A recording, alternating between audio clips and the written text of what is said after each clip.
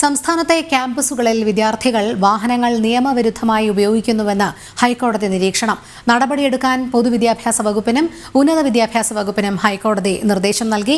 അതേസമയം അപകടകരമായ രീതിയിൽ കാറിൽ യാത്ര ചെയ്ത സംഭവത്തിൽ സഞ്ജു ടെക്കിക്കെതിരെ നടപടി സ്വീകരിച്ചുവെന്ന് സർക്കാർ ഹൈക്കോടതിയെ അറിയിച്ചു.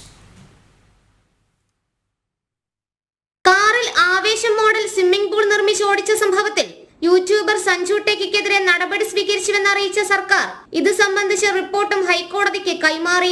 സംസ്ഥാനത്തെ ക്യാമ്പസുകളിൽ വിദ്യാർത്ഥികൾ നിയമവിരുദ്ധമായി വാഹനങ്ങൾ ഉപയോഗിക്കുന്നുവെന്ന് കുറ്റപ്പെടുത്തിയ കോടതി നടപടിയെടുക്കാൻ ഉന്നത വിദ്യാഭ്യാസ വകുപ്പിന് നിർദ്ദേശം നൽകിയിട്ടുണ്ട്. ഇക്കാര്യത്തിൽ പ്രിൻസിപ്പൽമാർക്ക് നിർദ്ദേശം നൽകാമെന്ന് സർക്കാർ ഹൈക്കോടതിയെ അറിയിച്ചു. റിക്കവറി വാൻ, ക്രെയിൻ എന്നിവ ക്യാമ്പസുകളിൽ കൊണ്ടുവരുന്നുണ്ട്.